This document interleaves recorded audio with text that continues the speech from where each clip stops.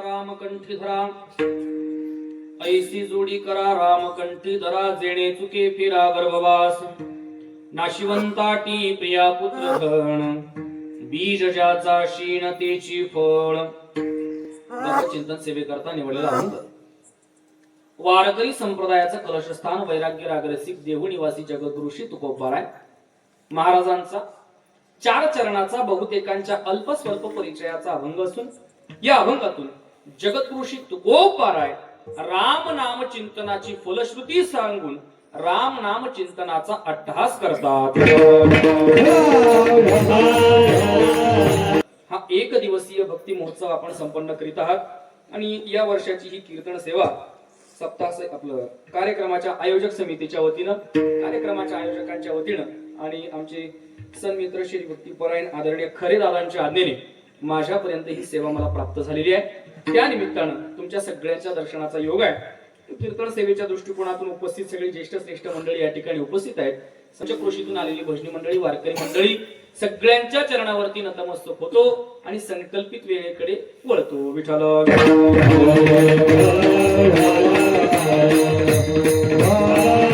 आता अन्नदाते यंदाचे जे आहेत कार्यक्रमाचे आयोजक श्री भक्तीपरायण दादाजी डोंगर सोनवणे सौभाग्यवती पुष्पा दादाजी सोनवणे या परिवारानं सोनवणे परिवारानं यंदाचं हे दातृत्व घेतलंय आणि मला वाटतं पुढच्या वर्षाचं सुद्धा अन्नदान जाहीर झालेलं आहे। श्री भक्तीपरायण समाधान पर्वत भामरे यांनी पुढच्या वर्षाची अन्नदानाची सेवा घेतली असो या सगळ्यांकडून ज्ञानोपराय तुकोपराय अशीच सेवा करून घेत राहू ही आपण विनंती करूया आणि अभंगाच्या चिंतनाकडे वळूया। विठ्ठल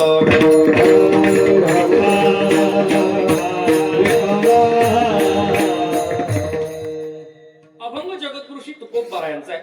या अभंगातून जगद्गुरुशी तुकोबाराय राम नामाच्या चिंतनाचा अट्टहास करतात आणि करा शब्दाने या मनुष्य जन्माचं कर्तव्य सांगतात। खरं पाहता संत मांदियाळी या पृथ्वी तलावर अवतरला आल्यानंतर संतांनी प्रमुखत्वाने 3 गोष्टी समाजासमोर ठेवल्या। पहिली गोष्ट आहे ज्ञातव्य, दुसरी गोष्ट आहे प्राप्तव्य आणि तिसरी गोष्ट आहे कर्तव्य। शब्द जरी कठीण असले तरी अर्थ फार सोपा आहे। पहिली गोष्ट संतांनी सांगितली ज्ञातव्य, जे जाणून घेतलं पाहिजे त्याला ज्ञातव्य म्हणा। दुसरी गोष्ट संतांनी आपल्या समोर ठेवली प्राप्तव्य, जे प्राप्त करून घ्यायचं आहे त्याला प्राप्तव्य म्हणा। आणि तिसरी गोष्ट संतांनी सांगितली कर्तव्य, जे केलं पाहिजे त्याला कर्तव्य म्हणा। 3 गोष्टी समोर ठेवल्या ज्ञातव्य, प्राप्तव्य आणि कर्तव्य। ज्ञातव्याचा जर विचार करायला गेलो तर जाणून घ्यायचं म्हटले, ज्ञान करून घ्यायचं। काय जाणून घ्यायचं? तुकोबारायांची भाषा आहे माणसाने जाणून घ्यायचंच असेल तर सार जाणून घ्यायचं। जाणावे ते सार, जाणावे ते सार, जाणावे ते सार, जाणावे ते सार। नाही करी दगा फार, नाही करी दगा फार, नाही करी दगा फार, नाही करी दगा फार, नाही करी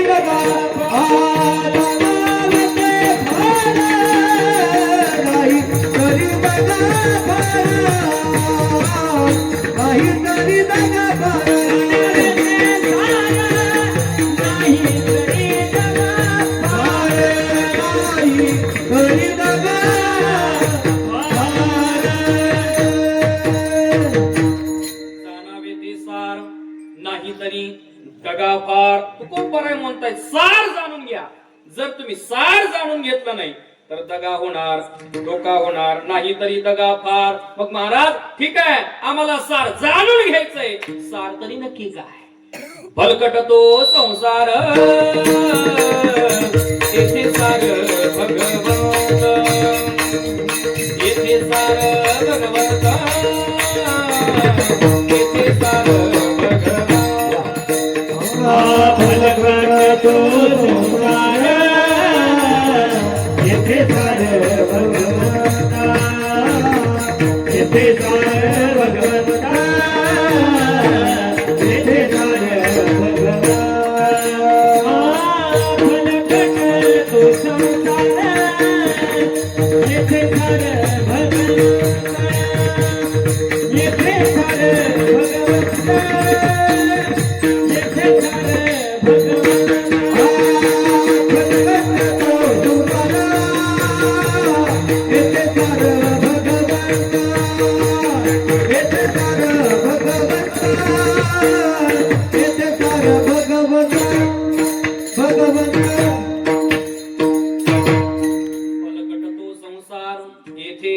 सार भगवंत. तुकोबारांना विचारलं काय करायचं?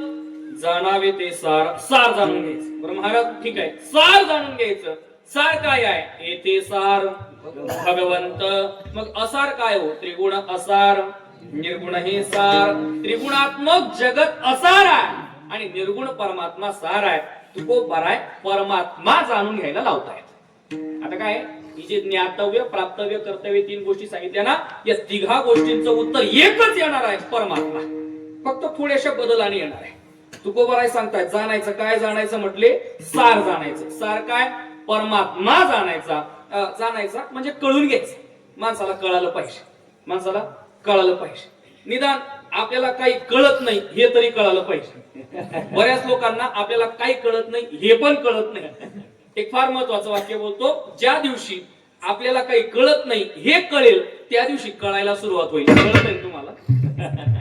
ज्या दिवशी आपल्याला कळत नाही हे कळेल त्या दिवशी कळायला सुरुवात होईल. माणसाला अज्ञानाचं ज्ञान असावं, माणसाला अज्ञानाचं ज्ञान असावं. आपल्यासारख्याला असतं ना अज्ञानाचं ज्ञान, म्हणजे स्वरात गाता येत नाही पण स्वर गेल्यावर पटकन कळतो. माझ्यासारख्याची गंमत सांगतो मी, स्वर कळत नाही आपल्याला पण गेल्यावर पटकन कळतो. जाणायला लावला काय? परमात्मा जाणायला लावला, कळायला. एक साधा प्रश्न विचारतो, माणसाला संसार कळावा का परमार्थ कळावा? माणसाला दोन्ही नाही. हे राजकारणी वागणं चांगलं नाही. दोन्ही नाही. एक सांगा, माणसाला संसार कळावा का परमार्थ कळावा? परमार्थ कळावा. ज्ञानोबारायांची भाषा आहे. ज्ञानोबाराय म्हणतात पै त्याजे ते तेजावया लागी जाणीजे जरी अनुपयोगी. ज्ञानोबाराय बोलताय जे टाकायचंय ना ते कळलं पाहिजे. टाकायचा काय? संसार. मग संसार कळावा का परमार्थ कळावा? तुमची झाली गप्प आता. त्याचंही कारण आहे हो, तुम्ही रोज एकाच गावचं पाणी पिताय. मी पुढचं काय म्हटलो नाही. संसार कळावा का परमार्थ कळावा? तुकोबाराय सांगताय जाणावे ते सार, सार जाणावं म्हणजे परमात्मा जाणावा. पण ज्ञानोबारायांची ज्ञानेश्वरी भाषा आहे, ते आजे ते तेजावया लागी जाणीजे म्हणजे जे टाकायचंय ना, ज्याचा त्याग करायचा ना त्याचं स्वरूप कळालं पाहिजे.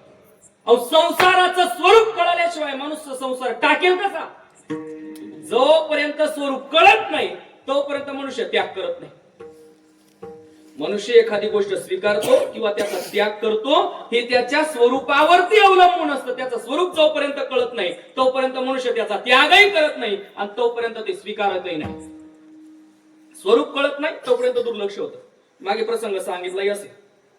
माझ्यासोबत प्रसंग घडला. काय झालं, घरी आजी आणि मी एकटा होतो बाबा. मला फक्त विषय पुढे न्यायचा. दोघ जण घरात, उन्हाळ्याचे दिवस. मात्र आजीने इच्छा व्यक्त केली, म्हटले दादा काहीतरी थंड खायला घेऊन ये उन्हाळ्याच्या दिवसात. आता मी म्हटलं नंतर कावळ्याला ठेवण्यापेक्षा आता आणलेलं चांगलं. गाडी काढली, आजी म्हटलं चपात्या करायला मी सटायला जातो काहीतरी खायला. सटायला गेलो, स्वीटच्या दुकानात गेलो. आम्रखंडाचा डबा दिसला मला. श्रीखंड, आम्रखंड येलोइश कलरचं पिवळ्या रंगाचं दिसायला असतं. आम्रखंडाचा डबा घरी आणला. आजी किचन वाट्या पाशी चपात्या करत होती. मी आम्रखंडाचा डबा आजी पाशी ठेवला. त्याचं झाकण उघडलं. आजी म्हटलं आजी बघ काय आणलं. आजीने आम्रखंड पाहिलं, पाठीत दणका दिला. तेवढाच दिला. म्हटलं काय झालं आजी? आजी मला सांगायला लागली तुला जर बेसन खायचं होतं मला घरी सांगायला पाहिजे होतं. कशी बेसनाची गिऱ्हाईक आहेत ना सगळे.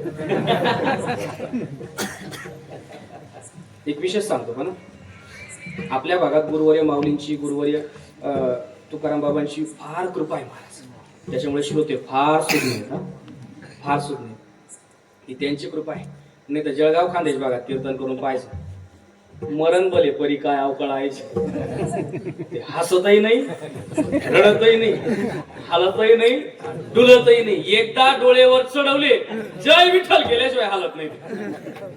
म्हणून ही माऊलीची फार मोठी कृपा आहे आपल्यावरती की श्रोते सुज्ञ आहेत. ज्ञानेश्वरीच्या ओव्या, तुकोबारायांच्या गाथेचे प्रमाण श्रोत्यांची पाठ आहे. स्वरूप कळल्याशिवाय मनुष्य एखादी गोष्ट स्वीकारत नाही किंवा त्याचा त्याग करत नाही. मग संसार जर सोडायचा असेल तर संसार कळायला पाहिजे. आता सांगा संसार कळावा का परमार्थ कळावा? एक सामान्य सांगतो उत्तर, माणसाला परमात्मा कळावा. एकदा परमात्मा कळाला की संसार सुद्धा परमात्मरूप होऊन जातो. अवघाची संसार झाला ब्रह्मरूप विठ्ठल स्वरूप म्हणून या आमचा संसारच ब्रह्मरूप झाला का? संतांनी संसाराकडे संसार म्हणून पाहिलंच नाही, त्यांनी परमात्मा म्हणून पाहिलं. म्हणून ज्ञातव्य सांगितलं काय? परमात्मा जाणून घ्यायचा परमात्मा. दुसरी गोष्ट संतांनी प्राप्तव्य सांगितलं काय? प्राप्त करून घ्यायचं. आपुला तो एक देव करुणी घ्यावा, आपुला तो एक देव करुणी घ्यावा, आपुला तो एक देव करुणी घ्यावा, आपुला तो एक देव करुणी घ्यावा, देव करुणी घ्यावा, आपुला तो एक देव करुणी घ्यावा, आपुला तो एक देव करुणी घ्यावा, आपुला तो एक देव करुणी घ्यावा. जेणे विण जीवा सुख नोहे, जेणे विण जीवा सुख नोहे, रती मायके सुखाची जनीती, रती मायके सुखाची जनीती. हे तेरे बिना जीवा सुखानो है, तेरे बिना जीवा सुखानो है, रति माई के दुखाची जय, हे रति माई के दुखाची जय. आपुला तो एक देव करुणी घ्यावा, तेने विण जीवा सुख नो. हे प्राप्तव्य सांगितलं. देव प्राप्त करून घ्यावा, तुझ बाबा हे देव. तरी हा सुलभ उपाव संतांनी देव प्राप्तीचा अट्टहास केला. पण देव प्राप्तीचा अट्टहास संतांनी सुख हे प्रयोजन लोकांच्या डोळ्यासमोर सांगितलं. बाबा सुख प्राप्त करायचं आहे ना, मग त्याच्यासाठी देव प्राप्त केला पाहिजे. म्हणजे संतांनी प्राप्त ज्ञातव्य सांगितलं तो परमात्मा, संतांनी प्राप्तव्य सांगितलं तोही परमात्मा, आणि संतांनी कर्तव्य सांगितलं तोही परमात्मा. करावा विठ्ठल जीव भाव, करावा विठ्ठल जीव भाव, करावा विठ्ठल जीव भावे, करावा विठ्ठल जीव भावे, करावा विठ्ठल, करावा विठ्ठल, करावा विठ्ठल, करावा विठ्ठल जीव भावे, करावा विठ्ठल जीव भावे, करावा विठ्ठल जीव भावे, करावा विठ्ठल जीव भावे. करावा विठ्ठल जीवभाव. दोन पाठ आहेत याचे. करावा विठ्ठल जीवभाव आणि करावा विठ्ठल जीवे भावे. जीवे भावे जर म्हटलं तर तृतीय विभक्ती होईल मराठी व्याकरणाची. जीवभावाने परमात्मा करा, जीवाभावाने परमार्थ करा. जर ने केला तर जीवे भावे असं जर म्हटलं तर जीवाभावाने परमात्मा करा. आणि करावा विठ्ठल जीवभाव असं जर म्हटलं तर तो विठ्ठलच जीवभाव करा. विठ्ठल जीवभाव केला का तो जीवभाव राहत नाही, तो शिवभाव होऊन जातो. परमात्माच करा. परमात्मा करणं म्हणजे रामायणात फार गोड प्रसंग आला. थोडस रामायण सांगण्याचा मानस आहे आज. त्यांच्या दरबारात सेवा चालली ना, शास्त्र असं सांगतं ज्याचं लग्न असेल त्याचं गाणं म्हणा. करावा विठ्ठल जीवभाव. प्रसंग असा घडला रामायणामध्ये. कुंभकर्ण झोपेला होता, श्राप मिळालेला होता त्याला. गोरेकर बाबा फार गोड दृष्टांत सांगतात महाराज. पाठात ऐकला ते कुंभकर्ण झोपला म्हणे. झोपला मग तो जागा केला पाहिजे युद्धासाठी. राम म्हटले त्याला जागा करावे. बरं तो असा जागा होत नव्हता महाराज. तो जागा करण्याच्या पूर्वी त्याची दाढी कटिंग काहीतरी केली पाहिजे ना. 6 महिन्याचा झोपेल. काम एकच, झोपायचं, उठला का खायचं, परत झोपायचं. मग त्याची दाढी कटिंग करण्यासाठी रावणाने काही शिपाई पाठवले. नावे गेले वस्तारा येऊन रावणाची दाढी करायला. कुरेकर बाबा सांगतात त्यांना शुभ झालं. दाढी केली त्याची, आणि दाढी करता करता मिशीला काहीतरी शेप द्यावा म्हणून थोडासा तो नावी दादा वरच्या बाजूला सरकला. कुंभकर्ण झोपेलच. आणि जसं तिथं नावी दादा मिशी पाशी गेला शेप द्यायला, जसा कुंभकर्णाने जोरात श्वास घेतला तसा आत गेला. नावी नाही वस्तारा. तुम्ही नावी आत घालून मोकळेला काय गमत आहे बुवा? चांगला विचारच नाही बुवा. वस्तारा आत गेला. वस्तारा आत गेला. जुना नावी एकच वस्तारा मला भांडवलच गेला. आता काय करायचं?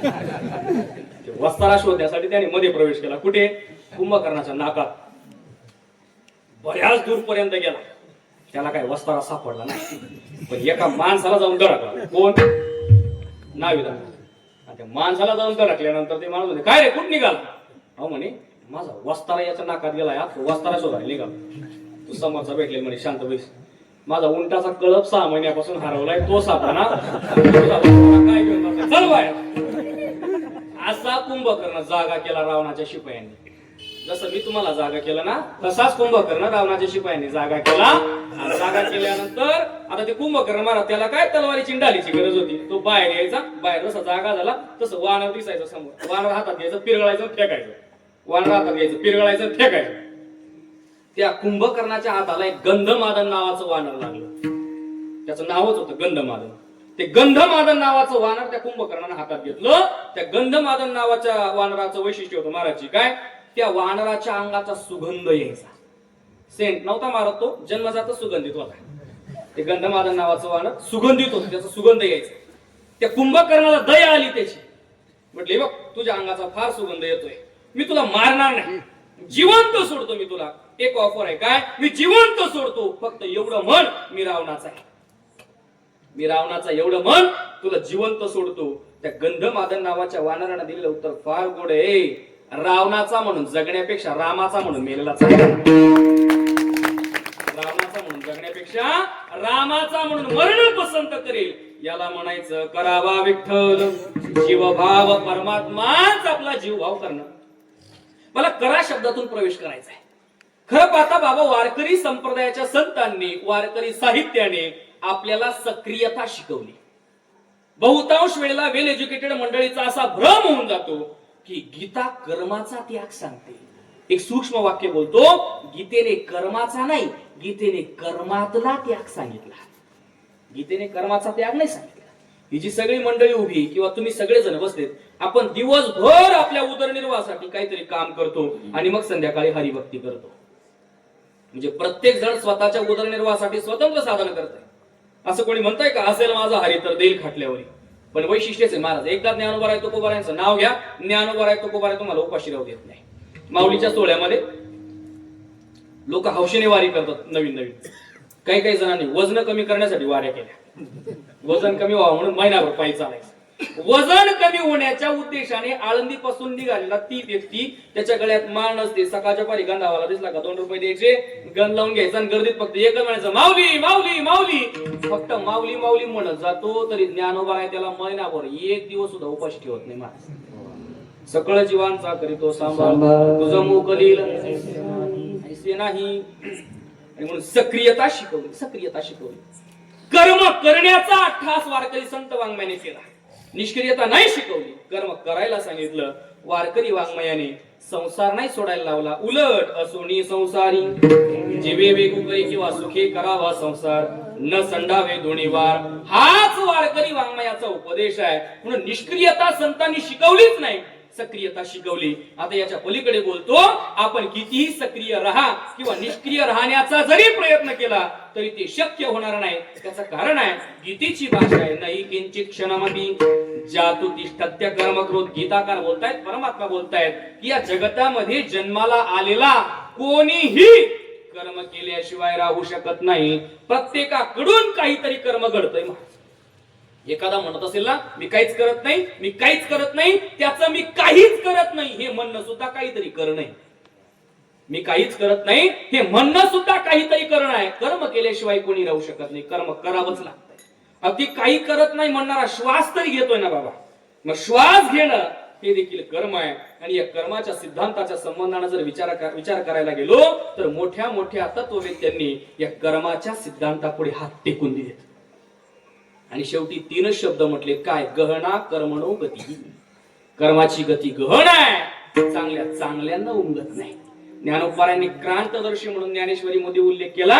या क्रांतदर्शी लोकांना सुद्धा या कर्माची गती उमगत नाही. इतका कर्माचा विचार सूक्ष्म आहे. किती सूक्ष्म आहे बाबा. आपण केलेलं कर्म चांगलं आहे का वाईट आहे हे सुद्धा आपल्याला ठरवता येत नाही.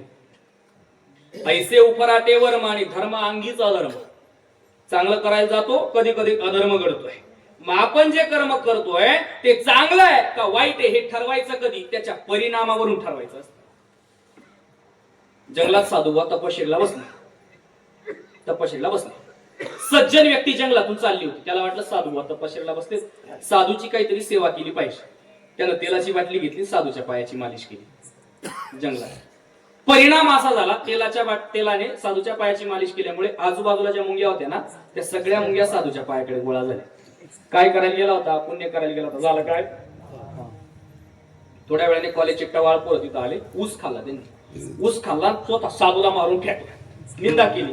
काय केलं? पाप केलं का पुण्य केलं? पाप केलं. परिणाम असा झाला, तो ऊसाचा चोथा जवळ असल्यामुळे ज्या मुंग्या साधूच्या पायाला लागल्या होत्या त्या मुंग्यांनी त्या चोथ्याकडे धावल्या. म्हणजे करायला गेले होते पाप, झालं काय? पुण्य. पहिला करायला गेला होता पुण्य, झालं काय? पाप. आपण करीत असलेलं कर्म हे नक्की पापच आहे का पुण्य आहे हे त्याच्या परिणामावरून ठरवायचं. पण एक कर्म फळ अवश्य देते. कर्म फळ दिल्याशिवाय राहत नाही, शास्त्राचा सिद्धांतच आहे. कर्म फळ दिल्याशिवाय राहत नाही, ते फळ देतच. अगदी अपडेटेड लँग्वेज मध्ये सांगायचं झालं तर न्यूटनचा लॉ आहे बाबा. काय? Every action has equal and opposite reaction. आणि हाच लॉ माझ्या नाथ महाराजांनी सांगून ठेवला. केले कर्म झाले त्याची भोग आले. उपदले मेले आयसे किती, उपदले मेले आयसे किती,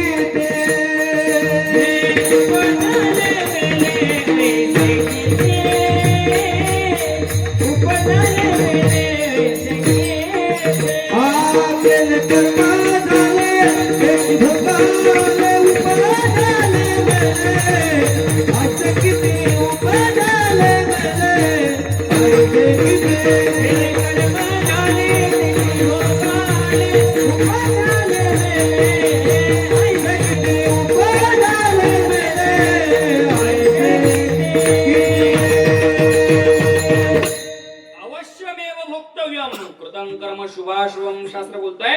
शुभ अशुभ कर्म भोगल्याशिवाय पर्याय नाही. कर्माचा नाश फक्त त्याच्या फळ भोगावणे होतो. कर्म भोगावं लागतंय. इथं चांगल्या चांगल्यांना कर्म चुकलं नाही. कर्मे श्रीराम वनवास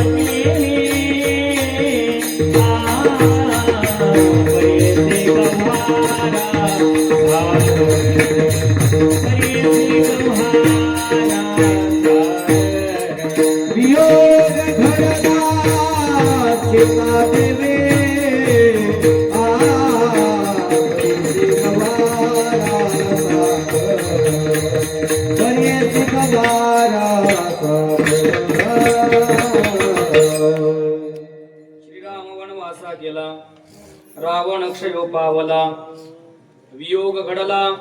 हे सगळं जे घडलंय ना, याला कारण फक्त कर्म आहे. मी करा शब्द सांगतोय या अभंगातला, फक्त कर्म कारण आहे. महाराजांनी प्रमाण दिलं गोड, त्याच्यावरून रामायणातला प्रसंग आठवला. महाराज प्रकार असा घडला, रामराज्य सुरू झालं.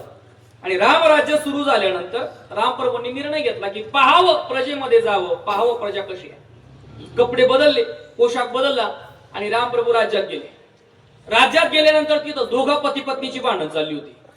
आणि भांडणाचा विषय, भांडण होण्याचं कारण असं होतं की तो पती त्याच्या गावाला गेलेल्या पत्नीला घरात घ्यायला तयार नव्हता. आणि तो बोलता बोलता एक वाक्य बोलून गेला, गावाला गेलेली बायको घरात घ्यायला मी काय राम आहे का म्हटलं. लोकांनी देवाला सुद्धा सोडला नाही, आपल्याला सोडतील असं शक्यच नाही. गावाला गेलेली पत्नी घरात घ्यायला मी काय राम आहे का म्हटले, असं उत्तर दिलं. रामप्रभूंनी निर्णय घेतला सीतामातेचा त्याग करायचा. बरं, ज्या क्षणाला सीतामातेचा त्याग करायचा आहे त्या क्षणाला सीतामाता गर्भवती आहे, गरोदर आहे. त्याग करण्याचा निर्णय घेतला. लक्ष्मणाला सांगितलं, म्हटले जा तुझ्या वहिनीला वनात सोडून. लक्ष्मणाने रथाला घोडे जुंपले, सीतामातेला रथात बसवलं, जंगलात नेऊन सोडलं. पण लक्ष्मणजींना दुःख आवरलं जात नाही, शोक करतायत, डोळ्यातून अश्रू गाळतायत. आणि सीतामातेला म्हणतायत, माते काय ही वेळ आली तुमच्यावरती, गरोदर अवस्थेमध्ये तुम्हाला तुमच्या पतीचा विरह सहन करावा लागतोय. सीतामातेने दिलेलं उत्तर फार गोड आहे. लक्ष्मणा, काळजी करू नकोस. कदाचित मला माझ्या पतीपासून दूर राहावं लागतंय ना, ते सुद्धा माझ्या कर्माचंच फळ असलं पाहिजे. काय कर्माचं फळ आहे? सीता मातेने सांगितलेला प्रसंग फार गोड आहे. सीता माता म्हटली उपवर होती, विवाह झालेला नव्हता. अशा वेळेला मिथिला नगरीमध्ये, जनकपुरीमध्ये, उद्यानामध्ये, बगीच्यामध्ये फिरत असताना प्रसंग असा घडला. एका झाडाच्या फांदीवरती बसून एक पक्षी त्याच्या गर्भवती असणाऱ्या पक्षिणीला रामायण सांगत होता. शक्य आहे? हो, केले रामायण रामाधी रामायण सांगत होता. पक्षिणीला, गर्भवती असणाऱ्या पक्षिणीला त्याच्या पत्नीला रामायण सांगतोय. सीता मातेला रामायण फार आवडायला लागले. फार गोड रामायण सुरू होतं. सीता माता हळूवार त्या पक्षाजवळ गेल्या. दोघं पक्ष्यांना धरलं, पिंजऱ्यात कोंडलं. महाराज पिंजऱ्यात कोंड. तो पक्षी विचारतोय, माते का कोंडलं पिंजऱ्यामध्ये? सीता माता उत्तर देते, तू रामायण फार गोड सांगतो, तुझ्या मुखातलं रामायण मला रोज ऐकायचं आहे, म्हणून मी तुला पिंजऱ्यात कोंडलं. तो पक्षी उत्तर देतोय, माते पिंजऱ्यात कोंडण्याची आवश्यकता नाही, मी रोज येऊन तुला रामायण सांगितलं असतं. असंही माझ्या पत्नीला रामायण सांगतोच आहे ना. एक श्रोता वाढला असतं, फक्त याच्या पलीकडे काही झालं नसतं. त्याच्यामुळे पिंजऱ्यात बंद करण्याची आवश्यकता नव्हती. सीता माता म्हटली, माणसावर विश्वास ठेवायची दिवस नाही, तू पक्षावर विश्वास ठेवायला लावतो. तसा माणसाने पक्षावरही विश्वास ठेवू नये, पक्षावरही विश्वास ठेवू नये. मी पक्षाचं सांगतो, पंखावाला पक्षी. सीता माता बोलते, माणसावर विश्वास ठेवायचे दिवस नाही, तू पक्षावर विश्वास ठेवायला लावतो. पक्षी बोलतोय, माते आम्ही सामान्य पक्षी नाही, आम्ही रामायण सांगणारे पक्षी आहेत. सोडा मला मोकळं, स्वच्छंदपणे जगू दे, रोज तुला रामायण सांगायला येतो. सीता माता म्हटली, ते शक्य नाही, तुला पिंजऱ्यात राहावं लागेल. पिंजऱ्यात राहून मला रामायण सांग. का तुला बाहेर जायचंय? तो पक्षी बोलतोय, माते माझी पत्नी गर्भवती आहे, ती पक्षीण, तिला मला काहीतरी रोज चारा पाण्याची व्यवस्था करावी लागेल ना, दाण्याची व्यवस्था करावी लागेल ना, त्यासाठी मोकळं सोड.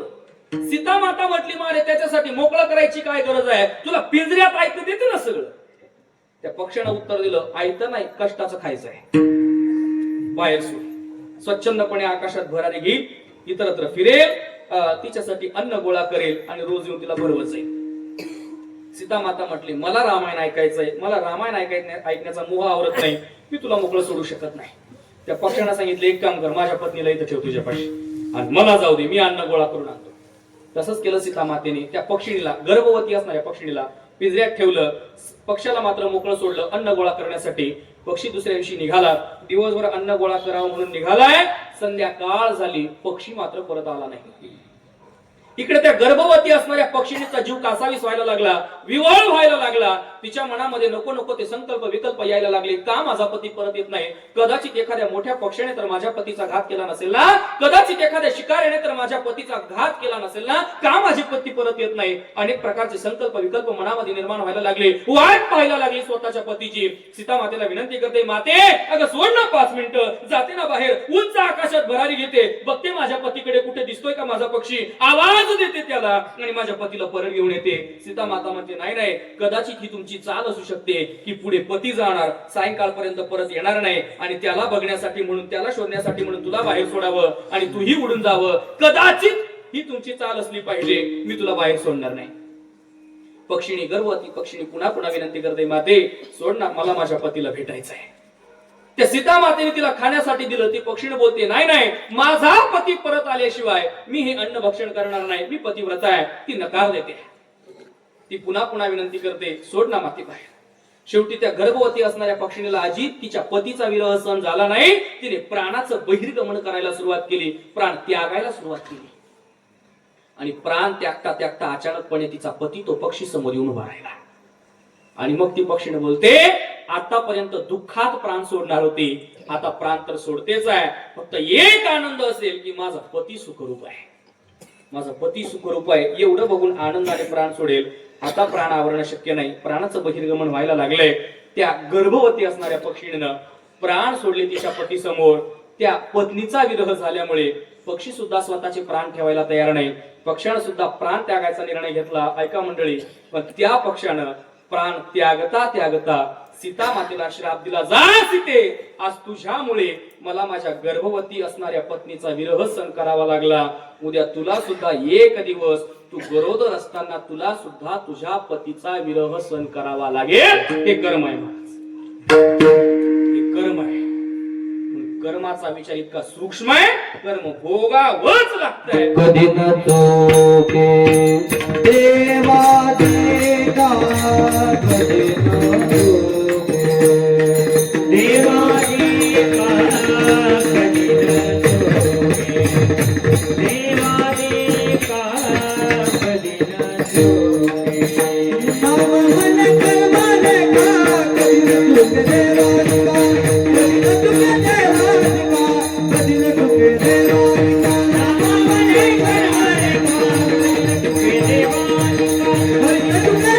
देता, कधी न चुके देवा देता.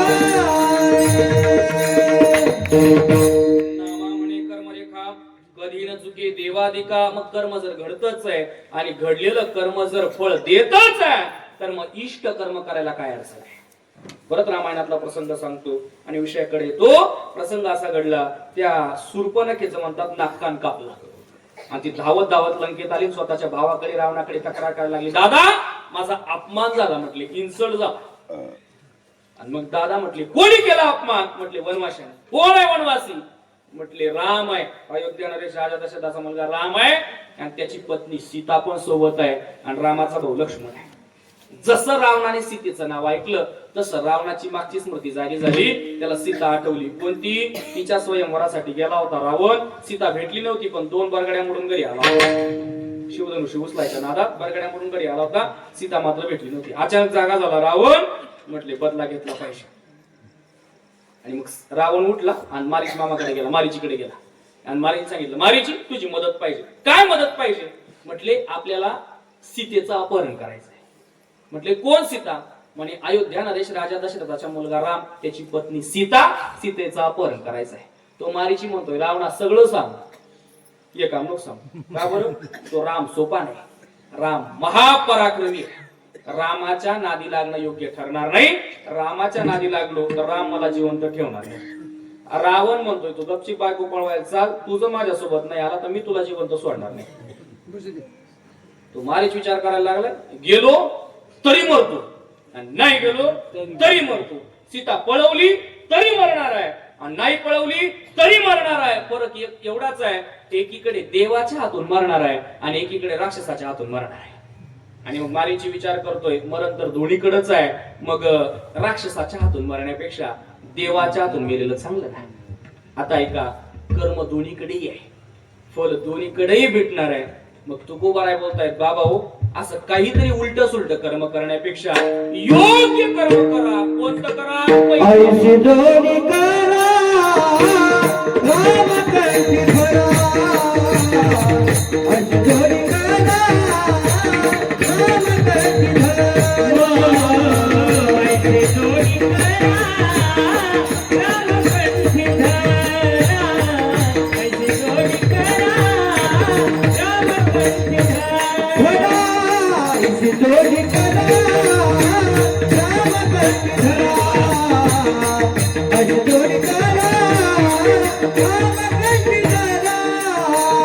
ऐशी जोडी करा, राम करती भरा. ऐशी जोडी करा, राम करती भरा. जय तुझा फेरा, गणगवासुरा. जय तुझे फेरा, गणगवास. नाशिवंतानी प्रिया पुत्रधारा. नाशिवंतानी प्रिया पुत्रधारा. जय तुझे फेरा,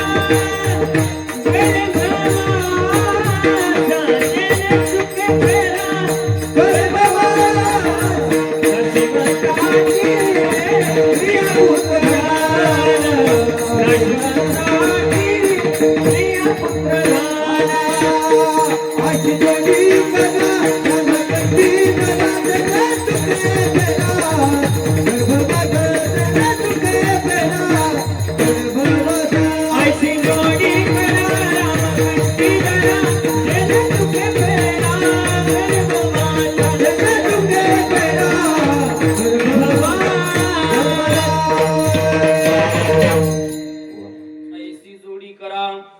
रामकंठी धरा तुकोबाराय करा शब्दाने उपदेश करतायत, आग्रह करतायत, करा करण्याचा उपदेश संत वाङ्मय करतोय.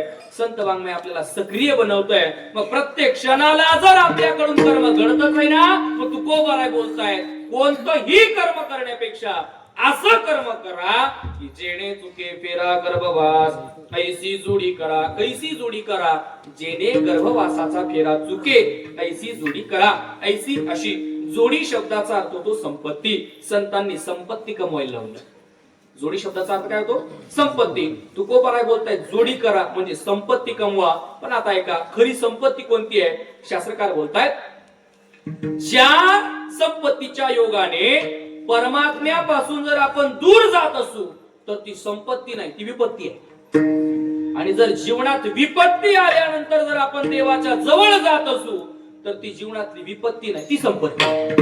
तुकोबाराय बोलताय देवा मला असं सुख नकोच की ज्या सुखाने तुझ्यात आणि माझ्यात अंतराय निर्माण होईल. आणि जर असं सुख असेल तर त्या सुखाचं मला काय करायचंय?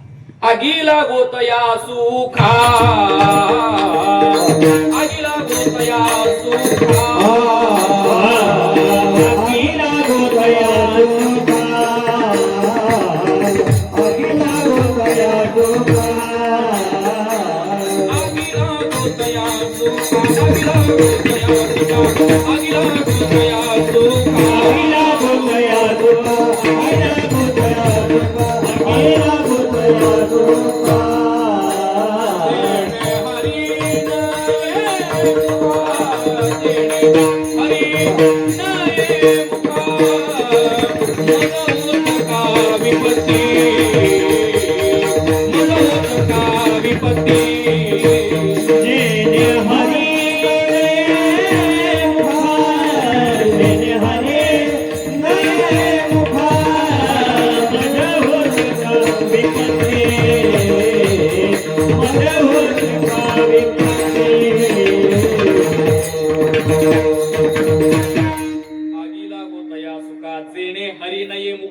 तुकोबाराय बोलताय देवा ज्या सुखामुळे तुझं नाम मुखात येत नसेल ना त्या सुखाला आग लागू म्हटले, आग लागू.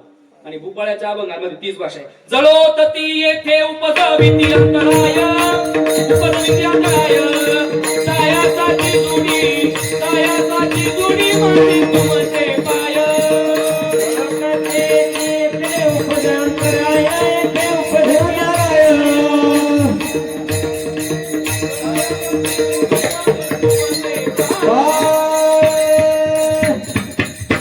जळोतती येथे उपजविती अंतराय, सायासाची जोडी माझे तुमचे पाय. तुकोबाराय बोलताय देवा तुझ्यात आणि माझ्यामध्ये जे अंतर आहे, अंतर निर्माण करत असतील ना म्हटले ते जळोत. आगीला गोतया सुखा, ते सुख मला नको आहे. महाभारतात फार गोड प्रसंग आहे. माग कृष्ण परमात्म्याने कुंती मातेला विचारला आत्या काय पाहिजे तुला माग.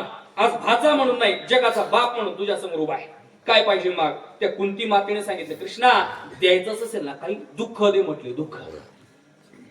कृष्ण परमात्मा बोलतायत अरे आयुष्यभर तर दुःख सहन केलंय तरी का दुःख मागायचं आहे. कुंती माता उत्तर देते अरे दुःख आलं ना कमीत कमी तुझं नाव तरी मुखामध्ये येत आहे.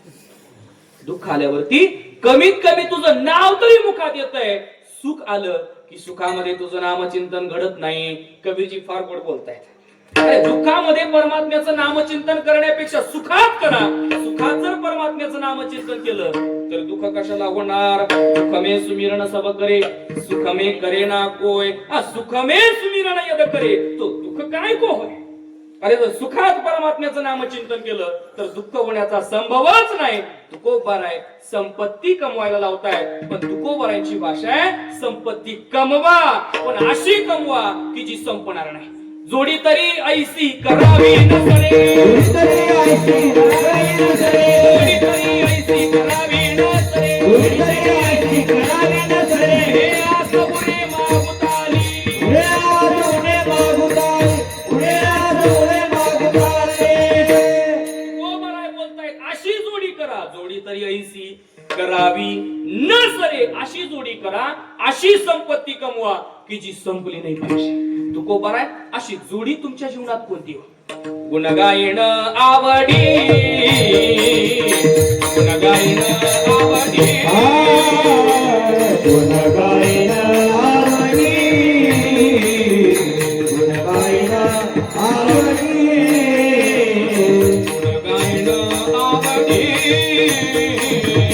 गुण गायन आवडी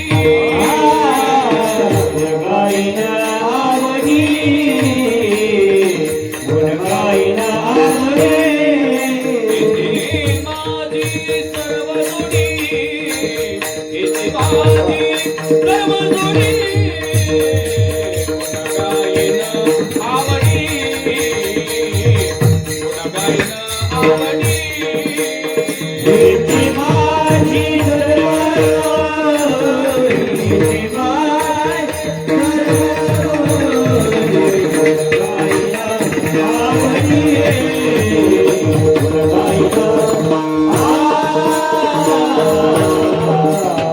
इति गोपाळांना विचारलं तुमची संपत्ती कोणती हेची माझी सर्व जोडी जोडी संपत्ती कोणती गुण गायन आवडी परमात्म्याचं नामचिंतन करणं ही जीवनातली खरी संपत्ती आहे आणि तू गोपाळ आहे तीच जोडी करायला लावत आहेत ऐसी जोडी करा अशी संपत्ती कमवा कोणती राम कंठी धरा राम नामाची संपत्ती कमवा राम कंठात धारण करायला लावतायत आता सामान्य विषय बाबा कंठ केवढा हो सुपारी एवढा आणि राम केवढा राम शब्दाचे दोन अर्थ केले संस्कृत व्याकरण शिकत असताना राम शब्द चालवायला शिकवतात सुरुवातीला त्या राम शब्दाचे दोन अर्थ केले काय एक दशरथस्य पुत्र इति रामः दशरथाचा मुलगा त्याला राम म्हणा आणि दुसरा अर्थ केला रमन्ते योगिनः यस्मिन् सह रामः ज्याच्यामध्ये योगी लोक रममान होतात त्याला राम म्हणा रम रमती धातूपासून राम शब्दाची व्युत्पत्ती आहे की ज्याच्यामध्ये आपण रममान होतो त्याला राम म्हणा मग कंठ लहान आहे सुपारी एवढा आहे राम किती व्यापक आहे अनंत ब्रह्मांडे उदरी हरी हा बालक नंदा घरी अनंत ब्रह्मांडे एका रोमी ऐसी धेंडे इतका व्यापक देश काळ वस्तू भेद मावळला देश काळ वस्तू भेद मावळला देश काळ वस्तू भेद मावळला देश काळ वस्तू भेद मावळला देश काळ वस्तू भेद मावळला देश काळ वस्तू भेद मावळला देश काळ वस्तू भेद मावळला देश काळ वस्तू भेद मावळला आत्मा निर्वाळला विश्वाकार आत्मा निर्वाळला विश्वाकार तेने अंजन गुणे दिव्य दृष्टी झाली तेने अंजन गुणे दिव्य दृष्टी झाली विश्वाकार आत्मा निर्वाळला विश्वाकार अंजन गुणे दिव्य दृष्टी झाली दिव्य दृष्टी झाली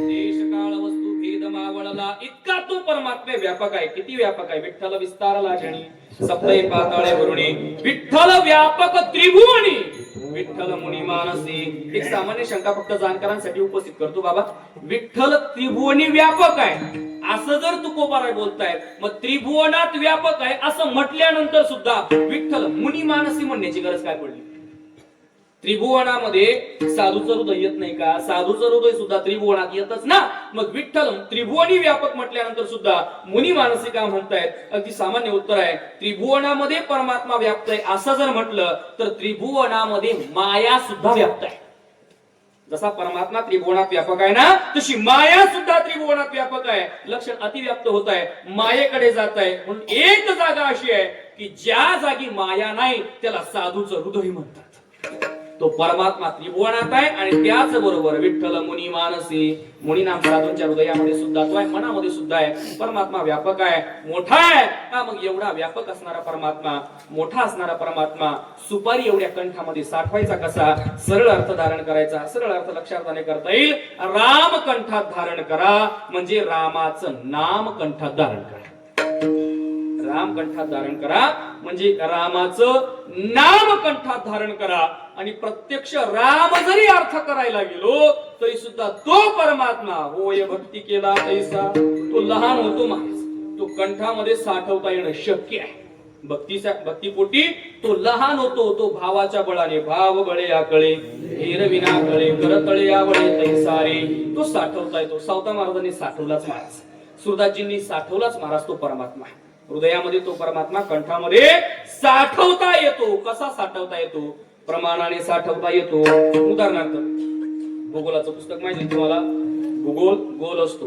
जे शाळा शिकले ते भूगोलाचं पुस्तक पाहिलं ना, त्या भूगोलाच्या पुस्तकामध्ये A4 साईजच्या पेजवरती संबंध भारताचा नकाशा असतो.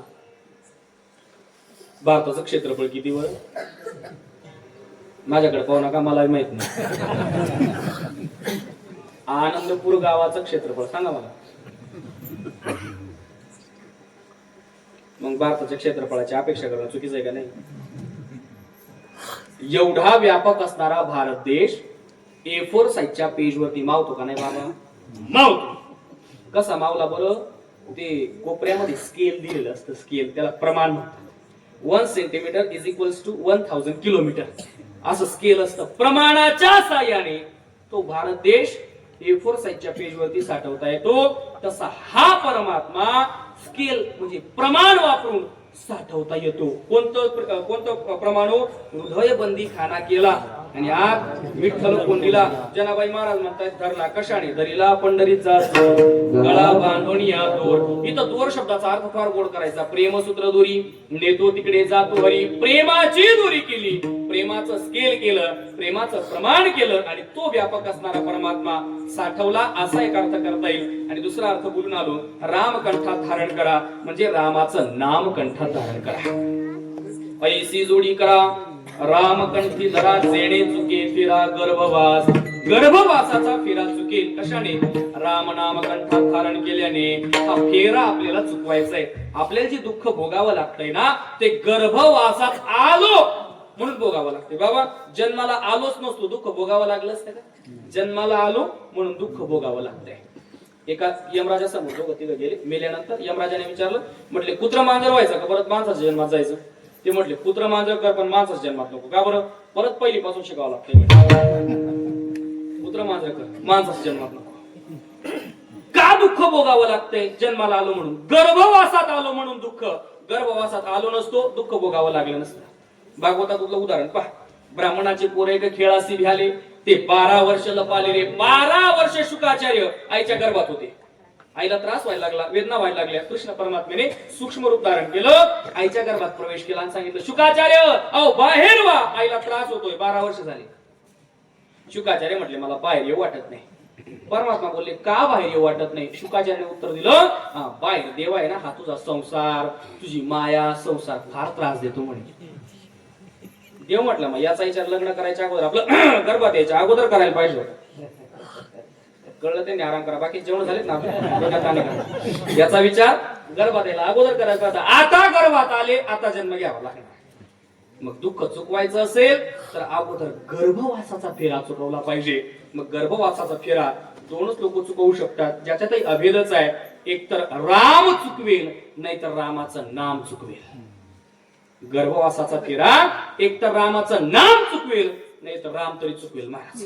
दोघांमध्येच तेवढं सामर्थ्य आहे. फार गोड प्रसंग घडला रामायणात. काय झालं? ते केवटाचा प्रसंग येतो फार रामायणामध्ये. तिघ जण वनवाशी निघाले. कोण? राम, प्रभू, लक्ष्मणजी, सीतामैया चाले होते. त्यांना नदी पार करायची होती. फेरा चुकवतो परमात्मा, ते सांगायचंय मला. नदी पार करायची होती.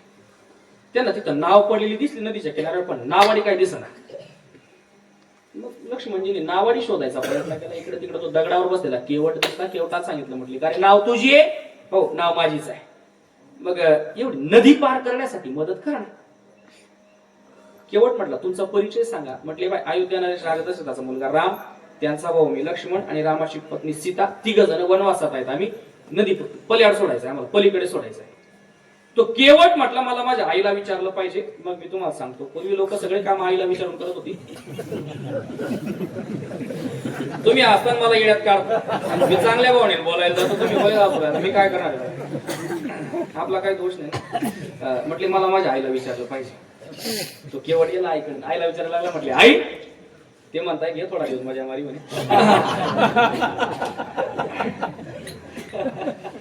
केवट आईला विचार केला. म्हटले, आई तिघ जण वनवाशी आहेत. झाला आता ते तिघांना पलीकडे सोडायचे, सोडू का? आईने विचारलं. आई म्हणे, परिचय काय त्यांचा? याने सांगितलं आईला. म्हटली, राम, लक्ष्मण, सीता तिघ जण.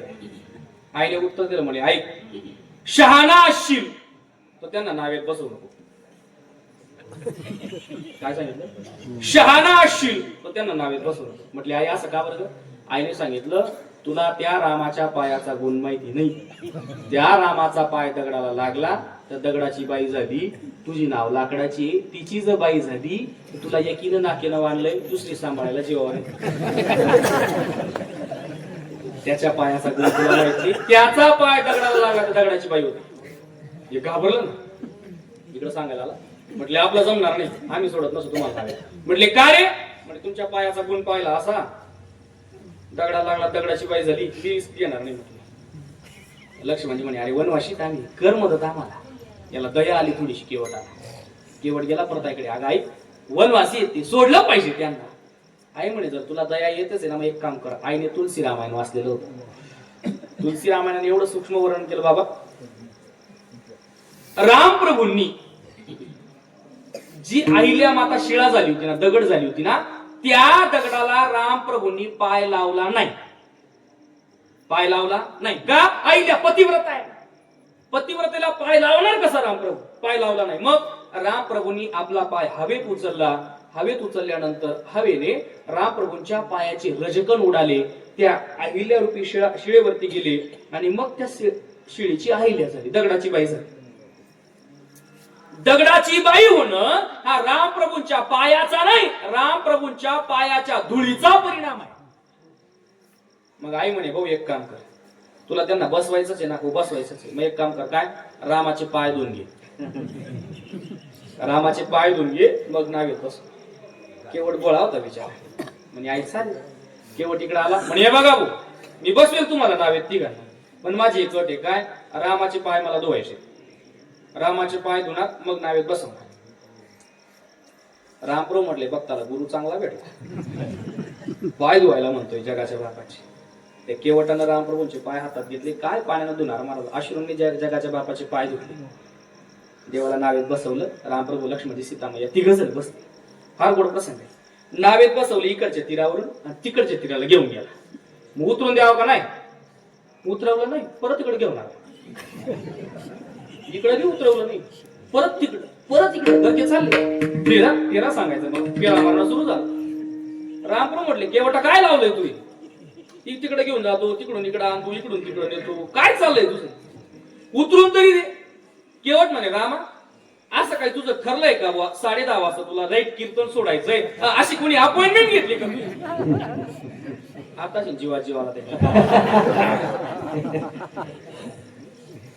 कोणी अपॉइंटमेंट घेतली का? 2:15 वाजता अमुक अमुक ठिकाणी मीटिंग अटेंड करायची? कोणी अपॉइंटमेंट घेतली? म्हणजे तसं काय नाही, गेम करके मग काय फरक पडतो जर पुढे जायचंच नाही. राम तुझं बी खरं आहे, पण मग बोलिले वाल्मिक तशीची करी परत कर की सुरू झाले. परत कर की इकडून तिकडे, तिकडून इकडे, इकडून तिकडे, तिकडून इकडे. रामप्रभू म्हटले बस झालं, देव उतरवून. केवटाने दिलेलं उत्तर फार गोड आहे. देवा अरे आम्ही जीव 84 लक्ष वेळेला गरके मारतो तरी आम्हाला लाजा वाटत नाही. तू 2-3 गरक्यात दमला. म्हटले काय गंमत करतो? आम्ही 84 लक्ष वेळेला फेरे मारतो, गरके मारतो, आणि तू 2-4 गरक्यांमध्ये जमला घेन गरके. परत सुरू झाला तिकडून इकडे, इकडून तिकडे, इकडून तिकडे, तिकडून इकडे. शेवटी पलीकडच्या तीराला ते केवटाने उतरवलं. उतरवल्यानंतर रामप्रभूंनी सीतामातेकडे पाहिलं आणि पाहिल्यानंतर सीतामातेने बोटातली अंगठी काढली आणि रामप्रभूंच्या हातात दिली. हिला पतिव्रता म्हणतात. नुसतं पाहिल्यावर काम झालं पाहिजे. बोटातली अंगठी काढली. मोकळं मग सांगू झालं ते झालं. आता असून मजा नाही. आता काय असून मजा आहे? बोटातली अंगठी काढली, रामप्रभूंच्या हातात दिली. रामप्रभूने अंगठी घेतली, केवटाला देव केली. केवटा ही अंगठी. केवट म्हणे देवा हे काय? केवटाने देवाने सांगितलं, म्हटलं केवटा तू नावेतून पलीकडे सोडलं नाही, त्याचं भाडं झालं, मोबदला. केवट म्हणे तुला कोण देव म्हणतोय? काय झालं? त्या केवटाने नियम सांगितला. मला फार गोड सांगायचंय. केवट रामप्रभूंना म्हणतोय रामा तुला सामान्य नियम माहित नाही काय? समान धंद्यावाले एकमेकाकडून पैसे घेत नाही. ज्याचा धंदा सारखा आहे तो एकमेकाकडून पैसे घेत नाही असं म्हणतात. नाव्याने जर नाव्याच्या दुकानात दाढी केली तर पैसे द्यायचे नसतात. बरोबर आहे?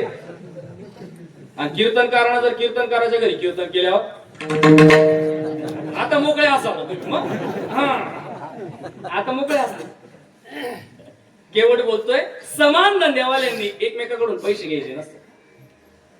रामभाऊ म्हटले कसा धंदा सारखा आपल्या दोघांचा. केवटानं फार उत्तर दिलं, हे देवा मी पण नावाडीच आहे आणि तू पण नावाडीच आहे. फरक एवढाच आहे मी लोकांना लौकिकातल्या नदीतून पार करतो आणि तू तुझ्या भक्तांना भवसागराच्या नदीतून पार करतो. दोघं नावाडीच आहेत आपण, पैसे नको. रामप्रभू म्हटले केवटा उपकार झाला तुझा माझ्यावरती, उपकार फेडला पाहिजे, उपकार ठेवायला नको. ऋण वैर हत्या येतो न सुटेली दिता तुकोबाराय बोलताय, तुझं ऋण झालं हे परत केलं पाहिजे. केवटानं दिलेलं उत्तर फार गोड आहे. केवट बोलतोय हे राम आज तुझ्यावर प्रसंग पडला मी तुला पलीकडे सोडलं. ज्या दिवशी माझ्यावर प्रसंग पडेल मी तुझ्या दारात येईन ना त्या दिवशी धरून या बाही भवहातारी तातारा. भवसागर हा जन्म मरणाचा फेरा चुकवण्याचं काम दोनच करतील. एक परमात्मा करेल आणि दोन परमात्म्याचं नाव करेल. विठ्ठल विठ्ठल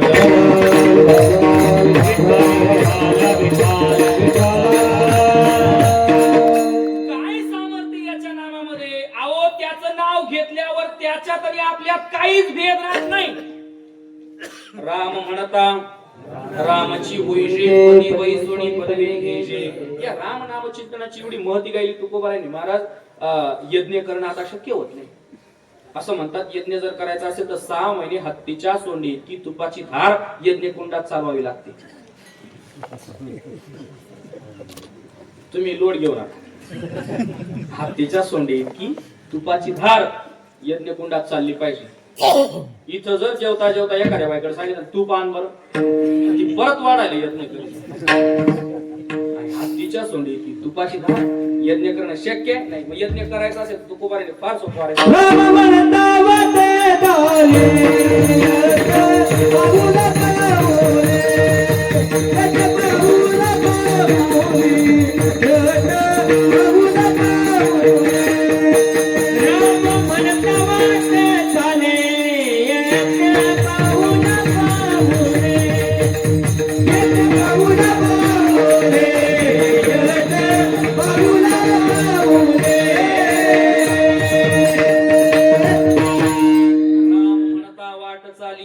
यज्ञ पाऊला पाऊली तुकोबाराय बोलतायत. यज्ञ करायचंय ना राम म्हणा आणि पाऊल टाका.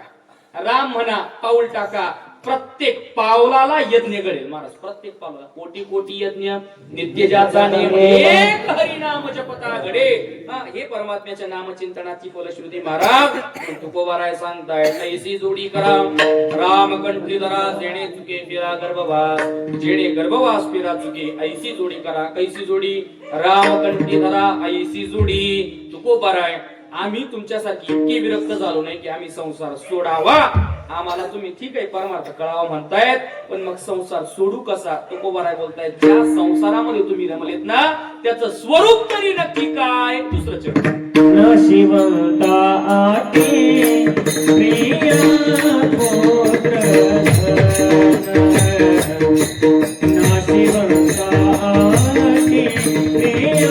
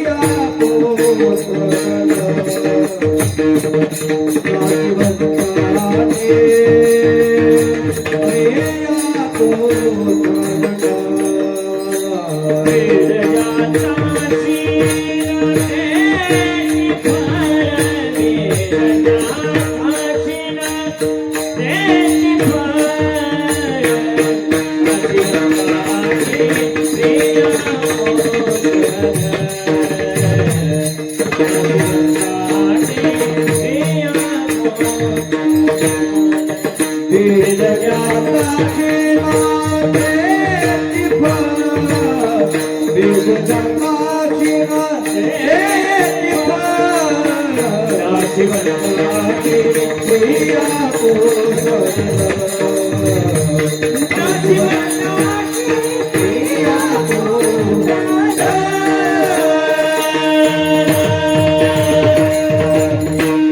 नाशिवंताटी प्रिया पुत्र धन बीज ज्याचा शीन तेची फळ. बाबांच्या संसारामध्ये आपण गुरपटलोत ना, तुकोबाराय म्हणतात त्याचं स्वरूप कसं आहे. नाशिवंत त्याचं स्वरूप नाशिवंत आहे, ते शाश्वत नाही, अशाश्वत आहे. अजून कसं आहे, आटी आटी शब्दाचा अर्थ होतो आटणारा आहे, संपणारा आहे. काय काय, प्रिया पुत्र धन. प्रिया म्हणजे पत्नी, पुत्र म्हणजे मुलगा, धन पैसा, बीज ज्याचा शीन तेची फळ. तुकोबाराय बोलतायत याचं बीजही दुःखच आहे आणि फळही दुःखच आहे. संसार दुःख मूळ चौकडे इंगळ, दुःख बांधवडी आहे हा संसार. सुखाचा विचार नाही कोठे, याचं मूळही दुःखाचंच आहे, याचं फळही दुःखाचंच आहे. हे सगळं नाशिवंत आहे, आटणार आहे. काय काय, प्रिया म्हणजे पत्नी आटणारी आहे, नाशिवंत आहे. पुत्र आटणारा आहे, नाशिवंत आहे असं म्हणतात. हा अनुभव नाही, हा फक्त अनुवाद आहे, हे लक्षात राहा. हा संत वाङ्मयाचा अनुवाद चाललाय. काय आहे, माणसाने अज्ञान प्रकट करावं बापू. अजून तेवढी अवस्था आपली झाली नाही की धन नाशिवंत म्हणा. मी जर धन नाशिवंत म्हणाले तर मला किती मोठं धाडस करणं, विचार करा तुम्ही. बरोबर आहे. तात्यांच्या मुखातून प्रसंग ऐकला होता, गातामध्ये कीर्तना सांगितलं तात्याने. एका गावात कीर्तन केलं, म्हटले तात्याने सांगितलं अभंग घेतला होता. हिची थोर भक्ती आवडती देवा, संकल्पावी माया संसाराची, ठेविली अनंती तैसीची राणी, चित्ती असू द्यावे. 2 तास समाधान सांगितलं. किती? 2 तास चित्ती असू द्यावे समाधान. शेवटी गावकरी आले नारळ घेऊन आणि नारळ दिला नुसताच. तात्या म्हटले नारळ नुसताच. लोक म्हटले चित्ती असू द्यावे समाधान.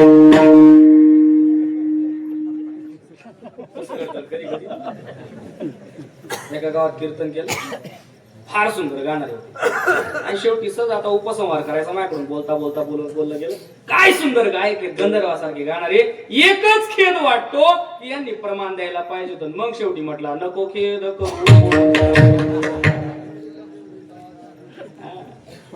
मी जे बोलतोय ना, नाही त्यांनी दिले हो प्रमाण,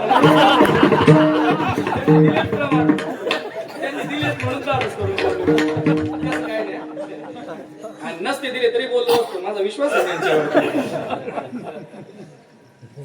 प्रिया पत्नी नाशिवंत हा अनुवाद आहे, आपल्याला अनुभव नाही. आणि पुत्र नाशिवंत कारणच नाही, त्याच्यामुळे कार्याचा संभवच नाही. नाशिवंत आटी प्रिया पुत्र धन, सुखामणे धन भाग्य, अशाश्वत जाण. धन हे अशाश्वत आहे, नाशिवंत आहे, परिच्छिन्न आहे. त्या उलट परमात्म्याचं नाम व्यापक आहे. तुकोबाराय बोलतायत याचं स्वरूप जाणून घ्या आणि जी राम नामाची नौका तुम्ही धरली ना, तीच धड करा. तिसरं चरण, नाव धड करा चंद्र नामाची, नाव धड करा चंद्र नामाची. नाव धड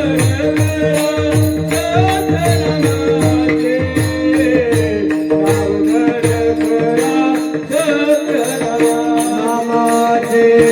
नाव धड करा चंद्र नामाची. नाव धड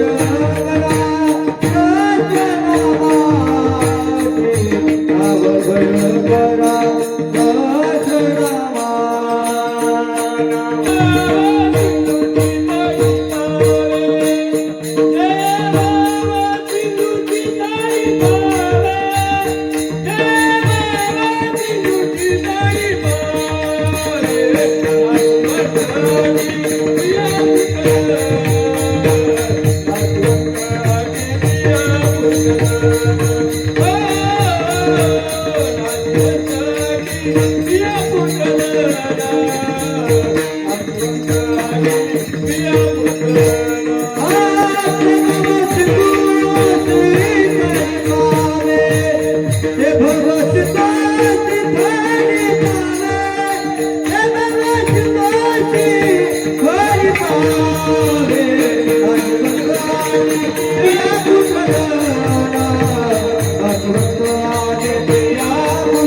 नावधड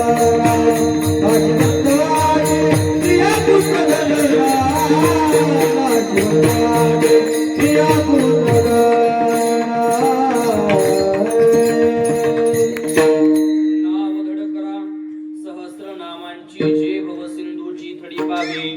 तुकोबाराय बोलतायत सहस्र नावांची नाव धड करा. ही परमात्म्याचं नामचिंतन रूपी नाव आहे की जी आपल्याला भवसागर रूपी नदीतून पार करणार आहे. तुकोबाराय बोलतायत काय जाणो तरली किती नाव आयती या बैसा आयती नाव आहे म्हटले. बसा किती जण या परमात्म्याच्या नावेमधून तरुण गेले. नावेतून तरुण जाण्यासाठी नाव धड करा म्हणजे दोन गोष्टी पाहिजे. एक नावाडी धड पाहिजे आणि दुसरी गोष्ट नावेत छिद्र नको पाहिजे.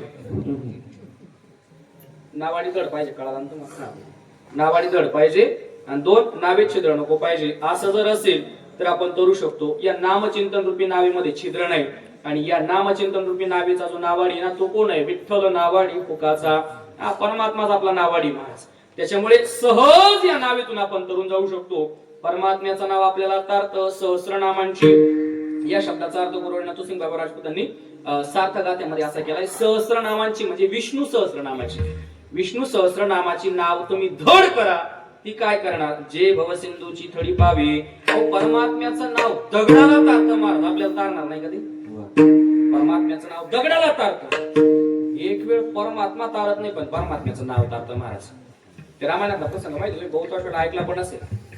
रामप्रभूंचं नाव लिहिलं का दगड तरायचं. आता त्याला दोन कारण होते. एक परमात्म्याच्या नावाने दगड तरायचं आणि दोन त्याच्यामध्ये जे नल आणि नील दोघ जण होते ना त्यांना श्राप होता. ते पूर्वजन्मात काय करायचे? ऋषी शालिग्रामची पूजा करायचे. तो शालिग्राम उचलायचे पाण्यात फेकून द्यायचे. शालिग्राम उचलायचे पाण्यात फेकून द्यायचे. ऋषीला राग आला त्या नल नील दोघांचा आणि ऋषीने दोघांना श्राप देऊन टाकला. जा म्हटले मी पूजा करतो दोघ जण माझे शालिग्राम फेकून देतात ना आणि बुडून टाकतात ना पाण्यामध्ये. माझा तुम्हाला श्राप आहे. आता तुमच्या हातून कोणताच दगड बुडणार नाही. हा श्राप त्यांना वरदान म्हणून कामात आला सेतू बंधनामध्ये. आणि दुसरी गोष्ट देवाचं नाव लिहायचे दगड पाण्यात टाकायचे दगड तरायचं. रामप्रभूंना वाटलं काय सामर्थ्य आपल्या नावामध्ये. तुझ्या नावाचा महिमा तुझं नकळी मी कशाला दगड उचलत आपल्या नावाने दगड करतो म्हटले. रामप्रभूंनी विचार केला आपल्या नावाने जर दगड करतो आपण टाकल्यावर तरला पाहिजे. सगळे जेवायला गेले दुपारी आणि रामप्रभू एकटे गेले समुद्राच्या काठावर आणि दगड घेतला रामप्रभूने पाण्यात टाकायला. आपल्या नावाने तरतो म्हणजे आपल्या हातून तरला पाहिजे. दगड घेतला काय नाव वगैरे काय लिहिलं नाही. रामप्रभू म्हटले प्रत्यक्ष मीच दगड हातात घेतलाय दिला टाकून पाण्यात. जसा टाकला हुशार तसा बुडा. रामप्रभू म्हटले रामप्रभू इकडे तिकडे पाहिलं कोणी बघत नाही. हे शास्त्रच आहे महाराज. माणूस मोटरसायकलून पडला ना किती लागलं ते नाही पाहत. कोणी पाहिलं का नाही ते दगड बुडला इकडे तिकडे पाहिलं. रामप्रभूंना वाटलं दगड जरा जास्त मोठा झाला. रामप्रभूने अजून छोटा दगड घ्या तो पण टाकला. जसा टाकला तसा बुडला. परत इकडे तिकडे पाहिलं. परत देवाला वाटलं अजून मोठा दगड झाला. अजून छोटा दगड घेतला टाकला तो बी बुडला. देवाला वाटलं दगड बराच मोठा झाला. अजून छोटा दगड घेतला परत टाकला परत बुडला. इकडे तिकडे पाहिलं शेजारी मारुतीराय उभे दिसले. मारुती कधी आला तू? मारुती म्हणे पहिल्याच दगडाला. पहिला दगड टाकला तेव्हाच आला. मारुतीरायला विचारलं मारुती अरे माझ्या नावाने दगड तरतो मग माझ्या हातून का दगड तरत नाही? मारुतीरायाने दिलेले दोन उत्तर फार गोड आहेत मला सांगायचे. मारुतीराय म्हणताय देवा तुझ्या नामाचा महिमा तुझं नकळे मेघ क्षमा. देवा तुझ्यापेक्षा तुझ्या नामात जास्त सामर्थ्य आहे. आणि थोडस दुसरं फिलॉसॉफिकल दृष्टिकोनातून सांगायचं दुसरं कारण फार गोड आहे अलंकारिक आहे जरा. मारुतीरायाने उत्तर दिलं देवा ज्याला आम्ही फेकतो ना त्याला तू तारू शकतोस. ज्याला जगाने फेकलं त्याला तू परमात्मा तारणार आहे. पण देवा ज्याला तूच फेकलं त्याला कोण तारणार आहे? ज्याला तू स्वतः फेकलं त्याला कोण तारणार आहे? त्याच्यामुळे नाव धड करा सहस्रनामाची ते परमात्म्याचं नामचिंतन आपल्याला तारल्याशिवाय राहणार नाही. आणि या नामधारकामध्ये सामर्थ्य येतं किती महाराज. तुका म्हणे काळा ना तोंडावरी भाता भरा हरी राम बाणे. एवढं सामर्थ्य त्या नामामध्ये येतं की त्या नामचिंतनात नामधारकाच्या समोर प्रत्यक्ष काळ जरी येऊन उभा ठाकला तरी सुद्धा भाषा आमचे गुरुजी फार पांडुरंग गुले फार गोड सांगतात. म्हटले काळ जर समोर आला ना बाईवर करायची द्यायची ठेव.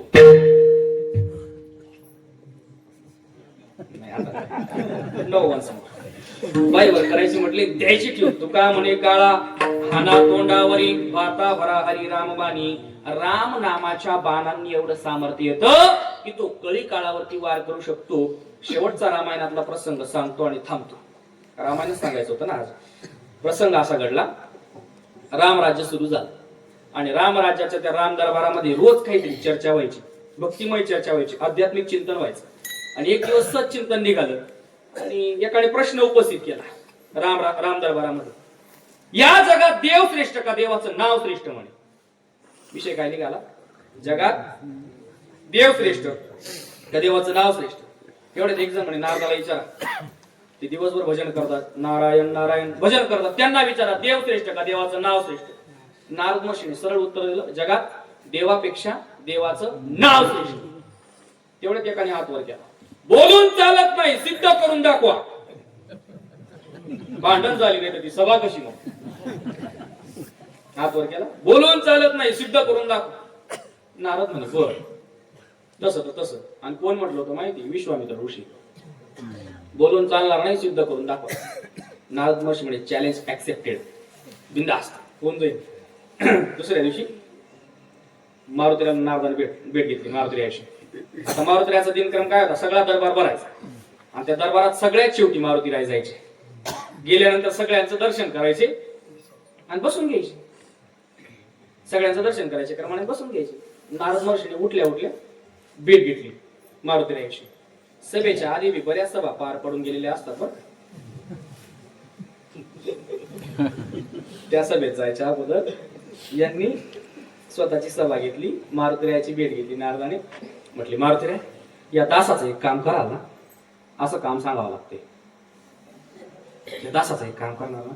मारुतीराय म्हटले, करू की, तुमचा अधिकार मोठा आहे, नक्कीच काम करू. काय काम करायचं. नारदाने सांगितलं, फक्त एक काम करायचं. रोज दरबारात गेल्यावर काय करतात, सगळ्यांचा पाया पडतात आणि जागेवर बसून घेतात. म्हणजे हो, मग आजही तेच करायचं, फक्त विश्वामित्र सोडून द्यायचा. सगळ्याचा पाय पडायचा, फक्त विश्वामित्र सोडून द्यायचा. विश्वामित्र ऋषीचा पाया पडायचा नाही, जागेवर बसून द्यायचा. मारुतीराय म्हणजे बोळ माप, काय माहिती पुढं काय होणार आहे, काय तुम्ही सांगितलं त्यांनी ऐकलं, चालेल म्हणून गेले दरबारात. महाराज सगळ्यांचा पाया पडला आणि सगळ्यांच्या देखत विश्वामित्र ऋषीचा पाया पडला नाही. विश्वामित्र ऋषीला इन्सल्ट झाल्यासारखं फील झालं. महाराज इमेज डाऊन झाली, अपमान झाला. विश्वामित्र ऋषीचं द्या सोडून, इथं साधी वर्माईच्या पायावर जर एखादी वर्मा होते एखादी पायावर नकळतपणे जर पायावर लवायचं राहून गेलं,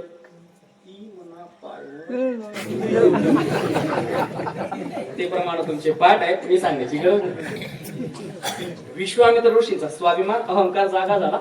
विश्वामित्र ऋषी रामप्रभूंना भेटायला गेले. रामा, कशाचं रामराज्य तुझं म्हणे. रामप्रभू म्हणे, काय झालं. तुझ्या रामराज्यात माझा अपमान झाला. कोण म्हटलंय. विश्वामित्र ऋषी. कोणाला. रामप्रभूंना. मग रामानं तर विचार करावा का नाही.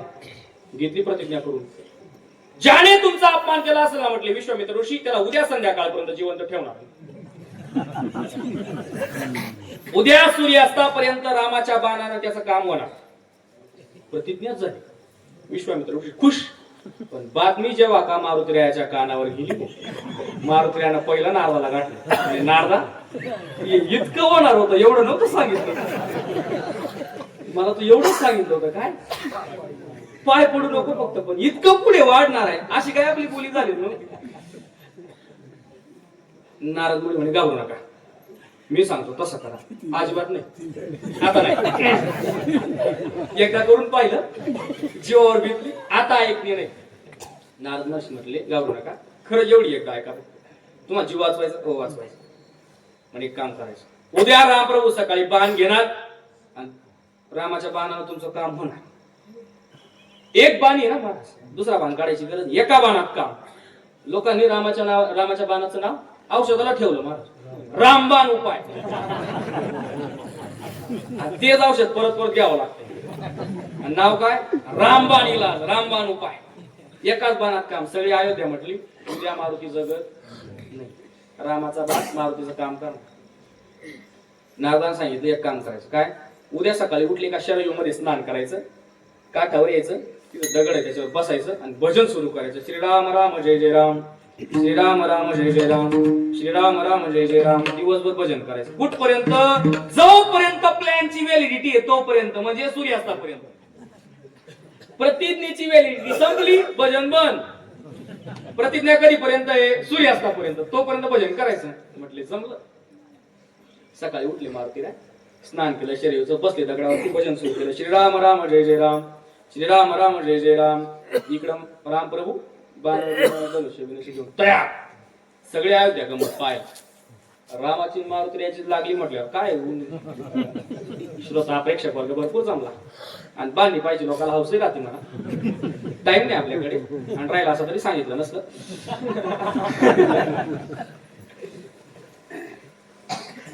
गल्ली जर भांडण झाली ना, हातातला घास माणूस ताटात टाकून देतो आणि उठून बाहेर पाहिजे जातो. कोणाच झालं वास. इकडे सगळे आहेत त्या गमत पाहायला. देवाची भक्ताची भांडण. रामप्रभूंनी बाण बिन सज्ज केला. मारुतीराय बसलेले. श्रीराम राम जय जय राम, श्रीराम राम जय जय राम. बाण काढला, जसा मारला बाण परत आला. तुम्हाला वाटलं तसं काय झालं नाही. राम मारुतीरायापर्यंत गेला, बाण परत आला. भरपूर बाण मारले पण एकही बाण मारुतीरायावर चालला नाही. बाण सगळेच परत आले. रामप्रभू म्हणे आता आपण जेवण करू, बाकीचा विचार दुपारच्या सत्रात करू. जेवण वगैरे झालं. दुपारून तेच उद्योग सूर्यास्तापर्यंतची बोली ना.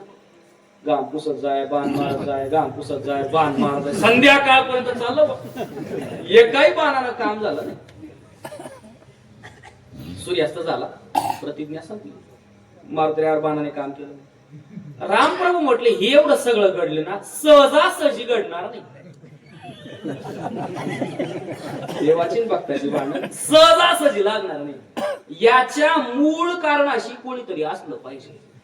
परत कमिटी बसवली, शोधा कोण आहे मुळाला. सापडले महाराज नारद महर्षी. लवकर सापडले नारद महर्षी. नारदाला विचारलं, म्हटले नारदा शोभत का तुला? देवाची भक्ताची भांडण लावली. म्हटले देवा मी तर सरळ सांगितलं होतं देवाचं नाव श्रेष्ठ आहे. कोणीतरी म्हटलं होतं सिद्ध करून दाखवा, दिलं सिद्ध करून. मी सरळ सांगितलं होतं देवाचं नाव श्रेष्ठ आहे. कोणीतरी म्हटलं होतं द्या सिद्ध करून, दिलं सिद्ध करून. इकडं देव आहे, तिकडं देवाचं नाव आहे. आणि देवाच्या नावापुढे प्रत्यक्ष काळ जरी उभा राहिला तरी तुका म्हणे काळा हना तोंडावरी, भाता भरा हरी राम बाणी, नाशिवंताटी प्रिया पुत्र धरण, बीज ज्याचा शेतीची फळ विठोबा महाराज